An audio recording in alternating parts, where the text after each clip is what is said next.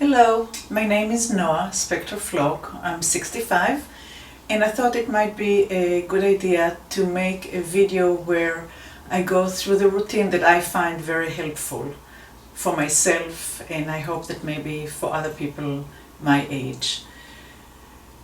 So, I usually start by holding my hands on the arms and just rocking and waking up the body a little bit. It doesn't have to be anything big or beautiful or large.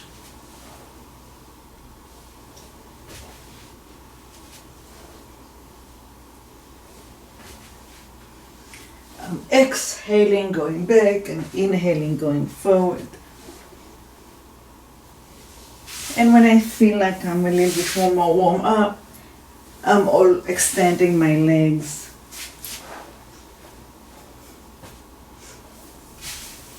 It's not always the same, but the principles are the same. I think it's very important to have a variety. So now I'm a little bit warmer and I'm going to stretch my arms as well as my legs, and maybe I'll even flex my feet as I'm going forward. And again, the size of the movement is not important.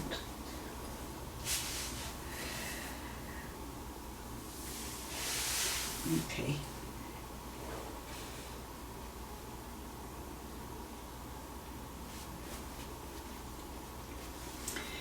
With the hands underneath my knees, I use my thumb as well. I don't separate because that will shorten the muscles here. I take all the muscles and I'm going to exhale, gently rolling my pelvis. And as I inhale, I will open my elbows and will come up and exhale, relaxing my lower back towards the floor, and the widening of the elbows bring me up. Exhaling down.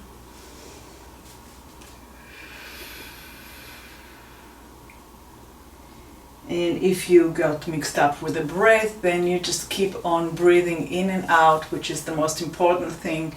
It's not whether it's in or out. I mean, usually the exhalation is for effort, but just to keep on breathing is the most important thing.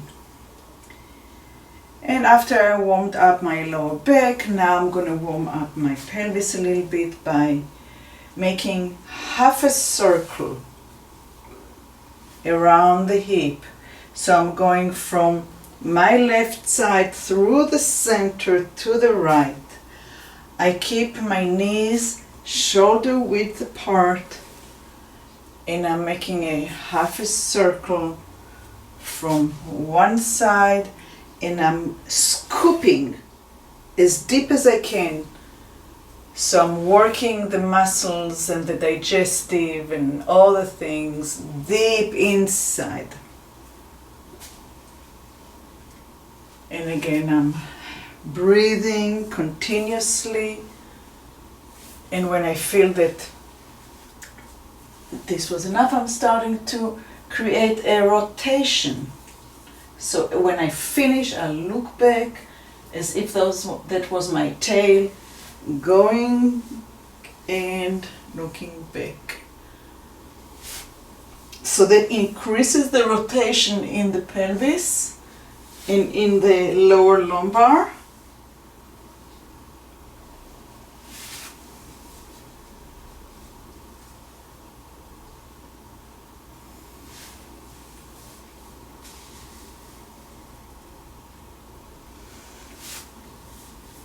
And how many, it's not that important. You're going to feel in your body when things are starting to move and feel lubricated. So it can be like half a minute, it can be a minute, it can be 2 minutes. The idea is not to be rigid, but to listen to what the body is actually saying back to us.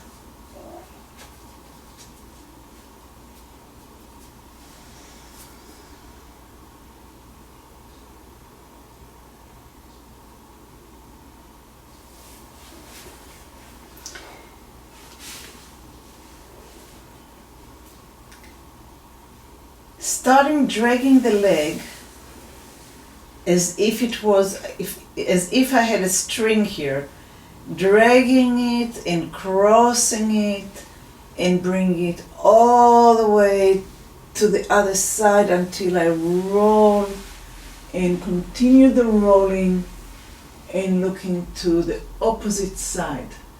So it's like opening a bottle of wine and screwing the cork from bottom to top, all the way from inside the bottle, all the way up we go until it's out of the bottle.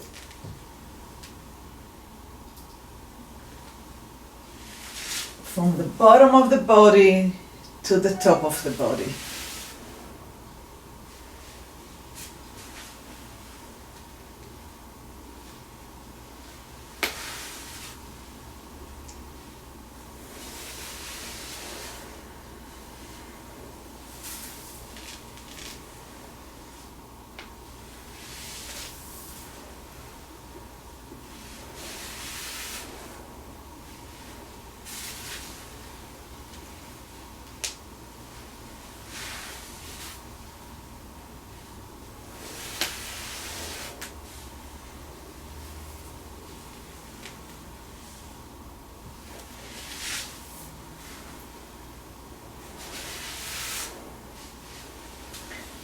You can also increase the speed once the body knows what it's doing and it feels nice and warm and fluid.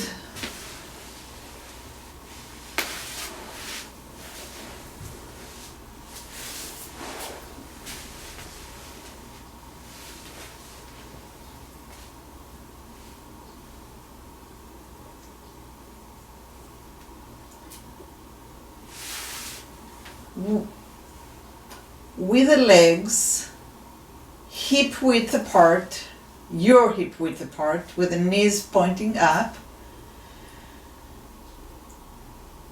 go ahead and lift the feet and bring your knees towards the ceiling. Roll to the side, and now you have a big twist. We're going to take the shoulder off the floor and the arm off the floor until one shoulder is over the other, and now we're going to glue it back inch by inch by inch by inch by inch by inch by inch. And now from the top hip, as if somebody is pulling me back, pulling the hip back, lifting up and crossing to the other side, creating a deep rotation in the lower back, ungluing the top until shoulder is over shoulder, the head comes with it, and now gluing it as if it was a wallpaper that you are gluing, trying not to create any bubbles. Flatten it completely, and then the top hip will be pulling back, and from that the legs are coming up. So it's not lifting the leg and nothing happens here. The power comes from the pelvis pulling back, and then the legs are coming. And now I'm going to do it a little bit faster.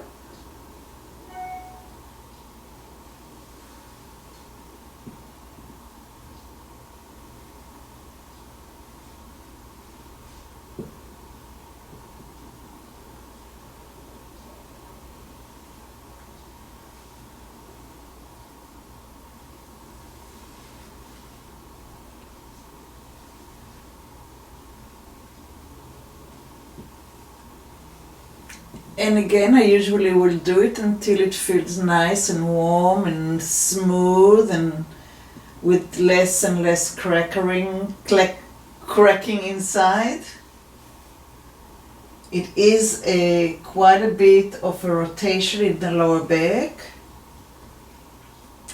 So I will stay here until it feels that I'm actually in control. And the power comes from the hip.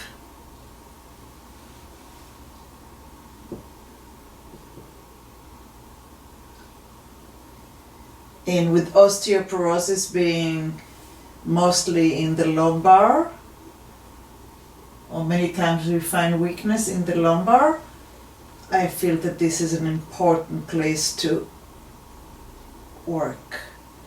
When I feel that I've achieved what I'm looking for, I'm going to start working with a little bit of more weight. So I'm lengthening my legs, and now I have all this lever to control. So I may go only to here and come back up. It depends on the strength that I have here. So I'm going to go just as low as I'm able to control and come back from my pelvis back up. And some days I can do better than others. And again, it's about listening. It's not about succeeding to go all the way down. So this side I can go down today. So I'm not going to push it. I'm going to stay here and I'm returning with the hip. The days that I'm more in control and I want to challenge myself more, I will put my hands close to my body, and now I have even more of a challenge. And again, this side is the side that's difficult for me today. I opened my arms and now I'm a little stronger and I'm able to do that.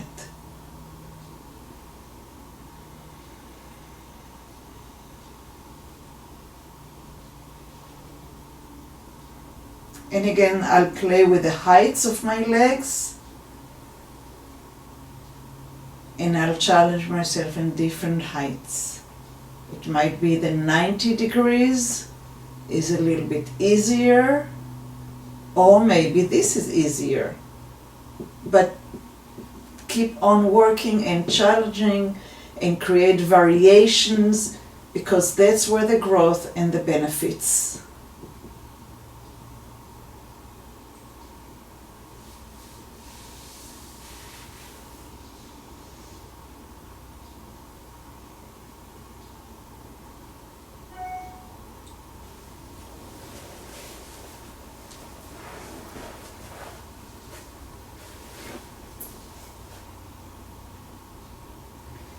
Next, I put my feet underneath me and I come up to a diagonal from the knees to the shoulders, and I'm going to create a rotation without moving the knees, without moving the feet, without moving the shoulders. So now I'm rotating the spine while the two ends are fixated.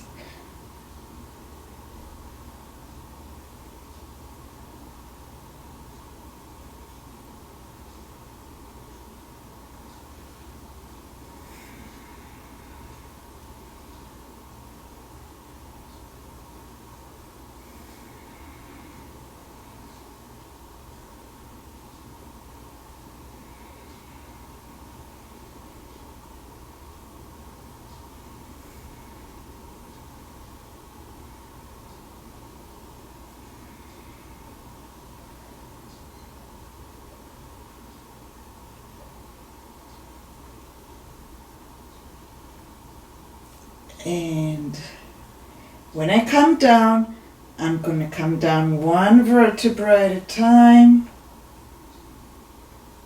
And when I come up, I'll come up one vertebra at a time. Lower down one vertebra at a time. And come up one vertebra at a time. And I'll do it one more time.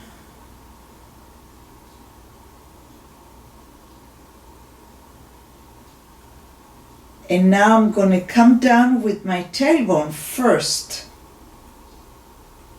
and flatten out and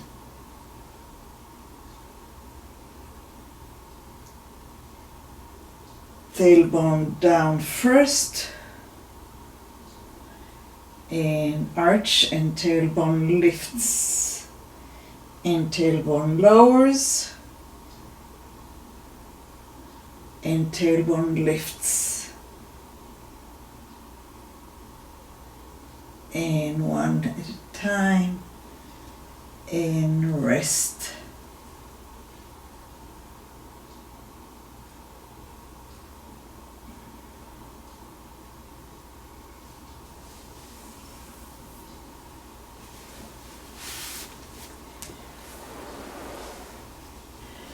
The hip joint. So I'm sitting with one leg in front and one leg in the back, and I'm making circles only on the front leg.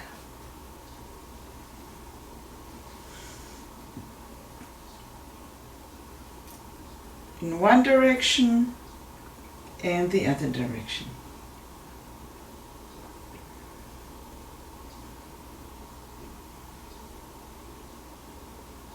And then changing to the other side and circling one way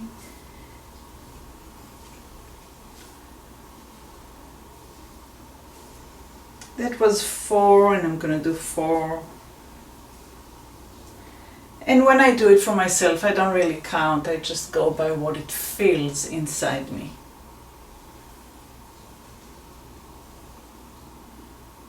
When I'm ready to challenge myself, I'm gonna do what we did earlier, but now I'm gonna go down, coming up to change the legs.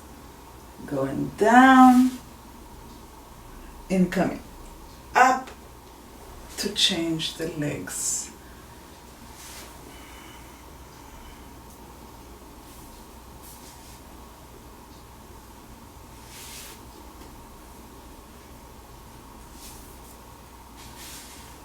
Okay.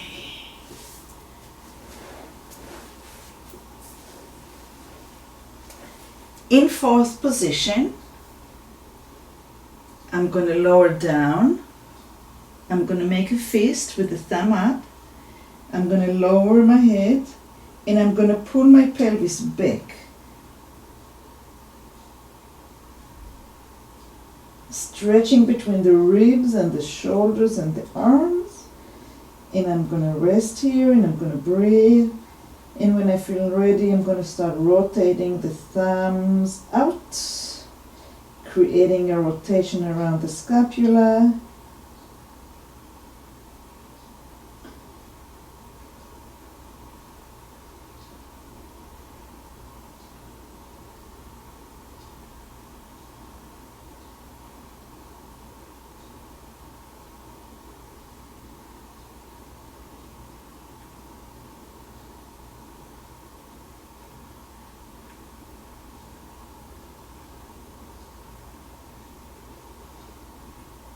This is a place where I go into meditative state and I do deep breathing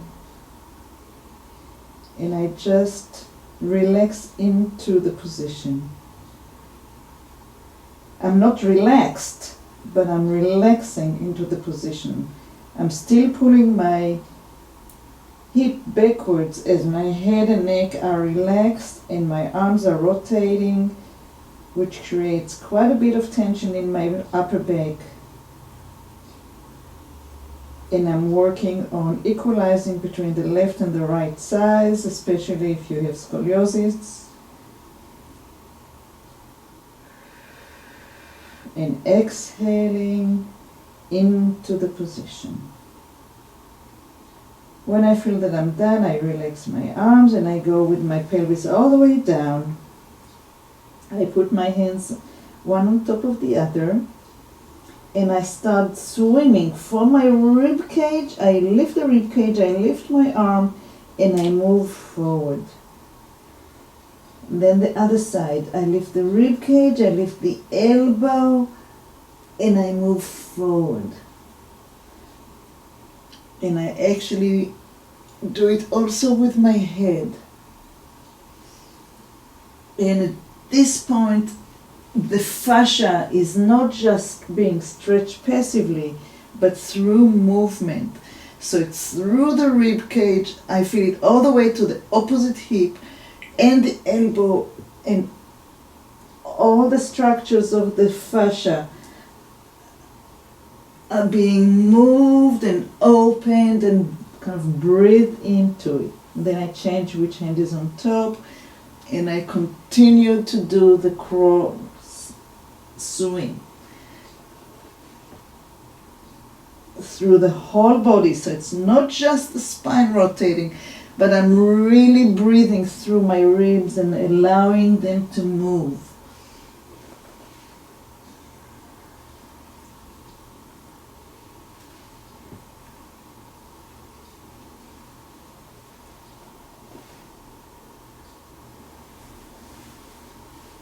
And from here, I'm going to come down, and I'm going to rotate the ribs with my hip, with the shoulder, and I'm going to look back, checking to see if I still have a tail, and exhaling. And it's the pelvis and the ribs and the knee and the head looking backwards.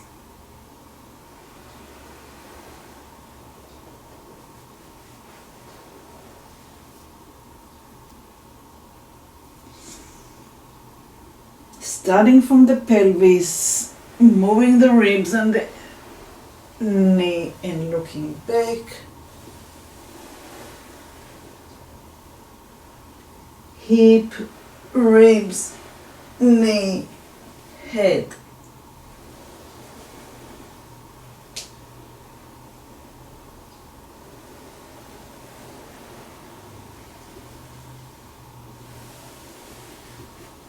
And eventually that can take me all the way up to sitting.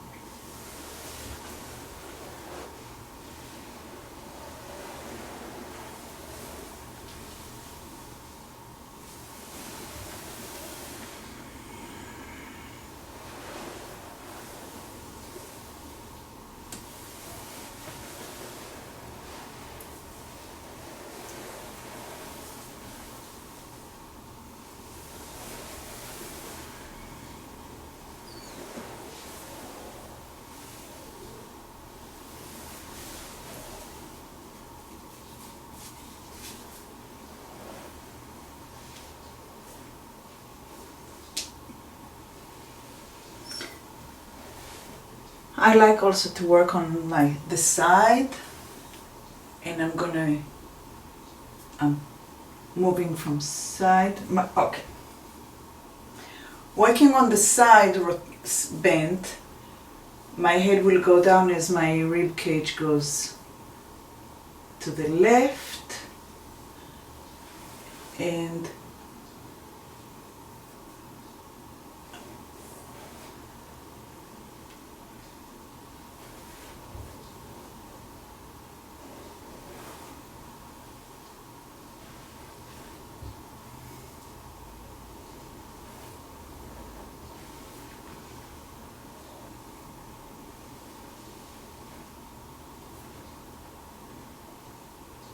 the other side.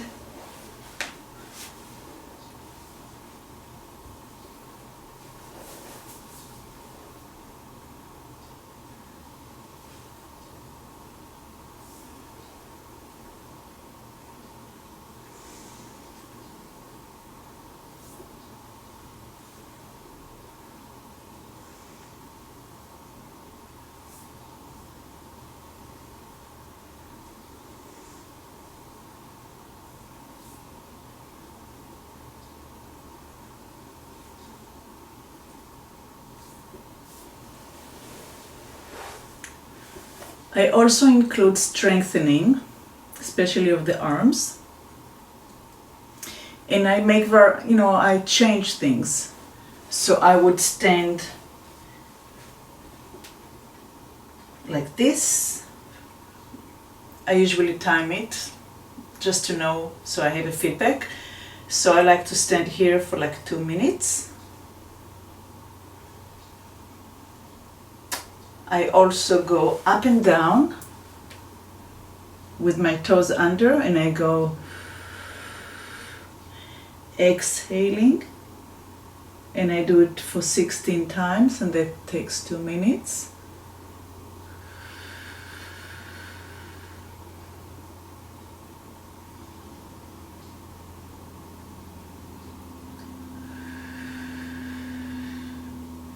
That's the speed that I go up and down. When I stand here, sometimes it kind of gets hard or boring, and then I pull my heels back. I'll do it face the other way so you can see my heels. I pull the heel back and forward, and back and forward. And sometimes I will play and I'll go with one leg.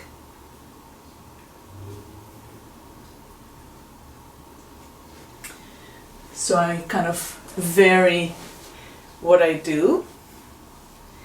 And then I do the same thing on the opposite side. So with the hands back, I pull up and I hold. And again, if the 2 minutes becomes really boring, I go forward and back. So I work on my feet at the same time. I go out and in.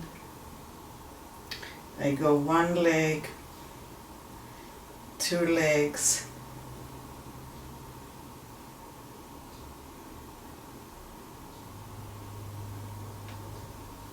I also varied by going up and down, or up, up, and almost down, up, up, and almost down, or up and rotate my hip, or do circles.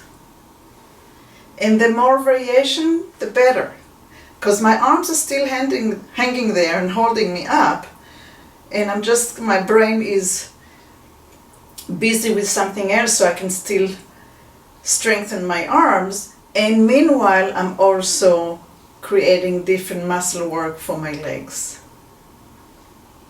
Another possibility is to come up and walk.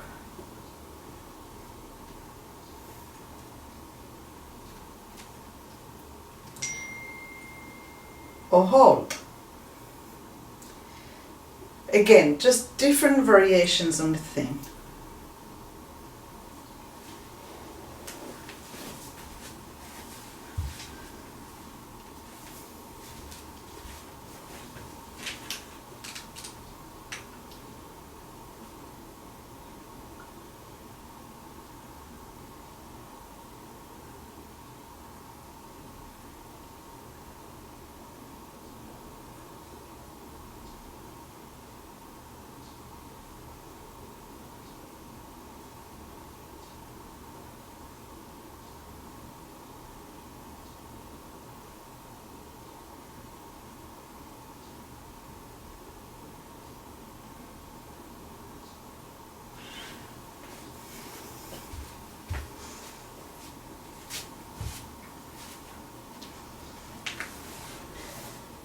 The next strengthening exercise that involves the body is around the shoulder blade. So I'm starting in 6th position, hands, knees and feet.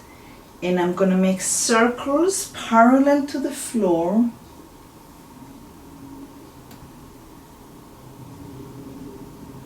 Allowing the spine to drop.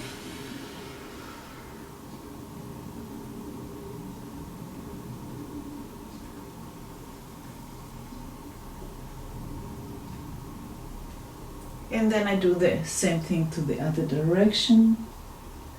And I try to get as deep under the scapula, between the scapula and the ribs. And the slower you do it, the more chance you have to really catch all the areas that needs work. In the next one, I have my arms stretched. I'm going to start by widening my elbows, and my nose is touching, not touching the floor. My chest is hovering over the floor, as close to the floor as possible, coming through the shoulders, which is the hardest part, and then coming to the cobra. And lowering down, my elbows are opening wide. And again, touching, not touching, coming all the way back. And you do it between 4, 8, up to 12 times. And then the other way is to start with the lumbar, lifting the lumbar up as if you're lifting a suitcase, with a zipper here tightly closed, coming through again to the cobra,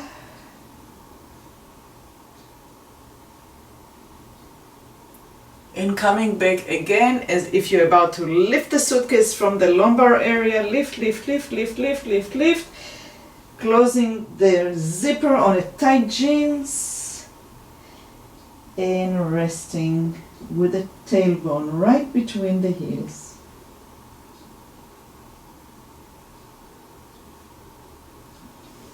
To finish up, I turn my toes under, and I bring my knees up to my chest, scooping the belly button, gluing it to my spine, sticking it.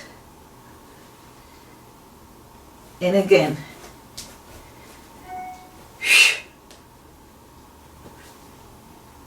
And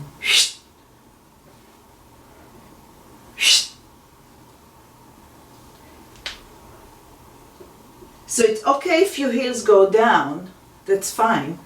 I like to challenge myself to perfect balance, and from there I come up, lower my heels, and I go up and down, trying to keep my spine erect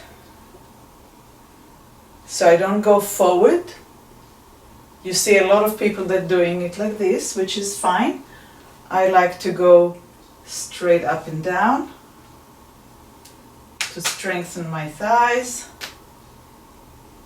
I don't put my arms here. I actually pull as if I'm pulling cables up and down. And I'm pulling myself up. And that's about it. Thanks for watching.